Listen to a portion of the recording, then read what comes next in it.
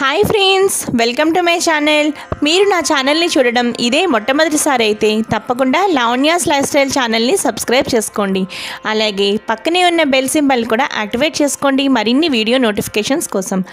ఈరోజు వీడియోలో మనం రథసప్తమి ఎలా చేసుకోవాలో తెలుసుకుందామండి.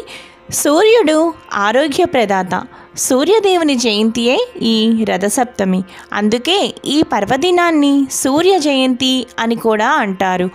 ఇప్పుడు రథసప్తమి పూజా విధానం గురించి, రథసప్తమి రోజు తలస్నానం చేసేటప్పుడు పఠించాల్సిన మంత్రం, అలాగే రథసప్తమి రోజు సూర్య భగవానుడికి నైవేద్యం ఏమి పెట్టాలో కూడా తెలుసుకుందాం. అరుణోదయానికి ముందే రథసప్తమి నాడు లేచి కాలకృత్యాలు తీర్చుకుని జిల్లేడు ఆకులు తలపై ఉంచి రేగుపళ్ళు కూడా ఆ ఆకుల మీద పెట్టి తలస్నానం చేయాలి. ఈ క్రింది శ్లోకాన్ని పఠిస్తూ తలస్నానం చేస్తే పాపాలన్నీ పటాపంచలు అయి ఆయువారోగ్యాలు సిద్ధిస్తాయి. ఇప్పుడు ఆ మంత్రం ఏమిటో ఒక్కసారి చూద్దాం.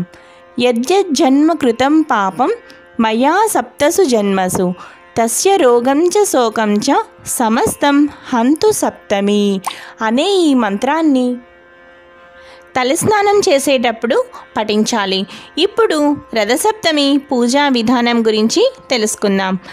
పూజా మందిరం వద్ద కానీ, ఆరు బయట తులసి మొక్క వద్ద కానీ ఒక చిన్న పీటకు పసుపు కుంకుమతో అలంకరణ చేసి దానిపై ముగ్గులు వేసి సూర్యభగవానుడి ప్రతిమను కానీ, వెండి లేదా బంగారు చక్రం కానీ తీసుకుని దానికి తడి పసుపు అద్ది కుంకుమ బొట్టు పెట్టి ఆ చక్రాన్ని ఒక పళ్ళెంలో ఉంచి సూర్యభగవానుడికి షోడశోపచార పూజ చేస్తున్నట్లుగా భావించి పసుపు కుంకుమ, ఎర్ర చందనం, ఎరుపు రంగు అక్షింతలతో పూజించాలి. ఆ తరువాత ఎర్రని పుష్పాలతో పూజ చేసి, అంటే సూర్యభగవానుడికి ఎర్రని పుష్పాలను కూడా సమర్పించి నైవేద్యంగా ఆవు పాలతో తయారు చేసిన బెల్లం పరమాన్నాన్ని నైవేద్యంగా పెట్టాలి. నైవేద్యంగా మనం ఎలా పెట్టాలి అంటే 7 చిక్కుడు ఆకుల మీద కొద్ది కొద్దిగా పరమాన్నం వేసి ఆ ఆకులను చిక్కుడు కాయలతో తయారు చేసిన రథాలపై ఉంచాలి. అవి ఎలా తయారు చేయాలంటే చిక్కుడు కాయలు తీసుకుని ఇరువైపులా వెదురు పుల్లతో గుచ్చి వాటిని రథం ఆకారంలో వచ్చే విధంగా తయారు చేసి వాటిపై ఆ ఆకులను ఉంచి ఆ పరమాన్నాన్ని నైవేద్యంగా పెట్టాలి.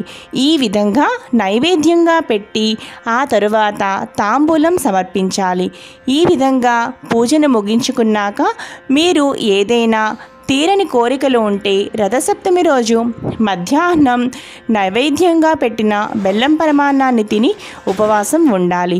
తరిగిన పదార్థాలు రథసప్తమి రోజు కానీ, మాఘపు ఆదివారాలలో కానీ తీసుకోకపోవడం చాలా మంచిది.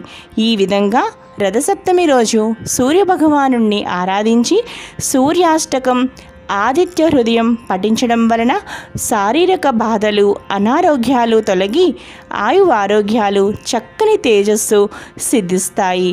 ఈ విధంగా రథసప్తమి రోజు, అలాగే మాఘమాసంలో ఎంతో విశిష్టవంతముగా చెప్పుకోబడిన రథసప్తమి, అలాగే మాఘపు ఆదివారాలు కూడా ఈ విధంగా సూర్యభగవానుని ఆరాధించడం వల్ల సకల శుభాలు, ఆయువారోగ్యాలు సిద్ధిస్తాయి. ఈ వీడియో మీకు నచ్చినట్లయితే లావణ్యాస్ లైఫ్ స్టైల్ ఛానల్ని సబ్స్క్రైబ్ చేసుకోండి. అలాగే ఈ వీడియోని లైక్ చేసి షేర్ చేయండి. మరో మంచి వీడియోతో మీ ముందు ఉంటాను. చూస్తూనే ఉండండి Lavanya's life style. Thanks for watching.